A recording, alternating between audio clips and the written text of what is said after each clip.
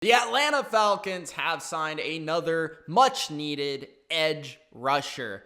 After letting go of Vic Beasley, Adrian Claiborne is a free agent, and just overall lacking an edge rusher for quite some time, the Atlanta Falcons have made Dante Fowler their man. Originally, Fowler was drafted to be a part of a similar defensive scheme in Jacksonville, where he did put up some numbers and did show some of his potential. He then was traded to the LA Rams, and this past season, he had his best season of his career, finally looking like that high first-round pick that we thought he might be. But some people said, that was just Aaron Donald taking up all the blockers and Fowler feasting off of it. Well, you know what? I'll say this. Fowler played with Calais Campbell and all the beasts in Jacksonville, and it didn't really matter that much. I mean, he wasn't the player he was last year, and I would say that Jacksonville D-line in 2017, 2018 was pretty awesome too. So maybe it was a scheme thing. Maybe Fowler fit the Rams scheme a little bit better, and I think that's the question you got to ask yourself if you're an Atlanta fan and if you're the Atlanta Falcons, and we'll have to see how he looks in this scheme. But overall, I think Fowler was honestly surprising that he didn't sign a little bit earlier in free agency, because he's a really young player still. He was only drafted in 2016, and I know it seems like he's been playing forever, but he's only 25, and he's going on 26.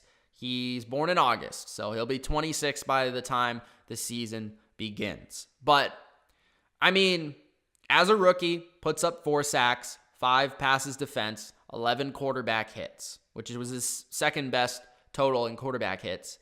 2017, where Jacksonville had that phenomenal defense, he feasted with 8 sacks, 3 fumble recoveries, 2 forced fumbles. So he put up numbers there. 10 quarterback hits, a touchdown. 2018, he played for 2 different teams. He had 4 sacks, he had 6 quarterback hits, and really what I like from Fowler that season was his playoff run. He had a great Super Bowl versus New England. He had a really good NFC Championship versus the Saints, and he showed that he is a handful for opposing defenders, or I should say offensive linemen, trying to protect their quarterback from Dante Fowler.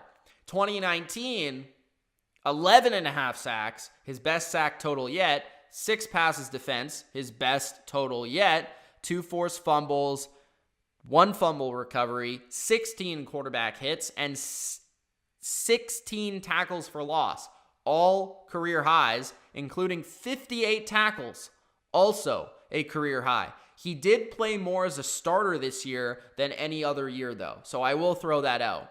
But whenever I watch the Rams, he stuck out. Like when you watch the film of the Rams defense last year, Fowler, other than Donald, was the guy that stuck out on a regular basis.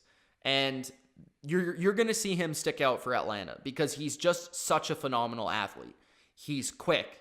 He's fast off the ball. He's really good in terms of his bend around the corner to get to the quarterback.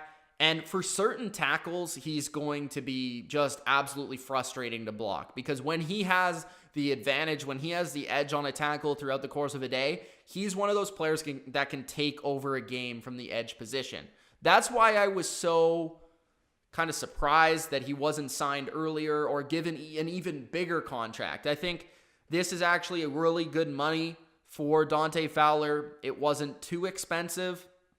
And I'm surprised that Atlanta was actually able to make this move considering the cap issues they had coming into free agency. When taking a look at some of his advanced stats, he had 35 pressures this season, 24 as a rookie, and 16 last year.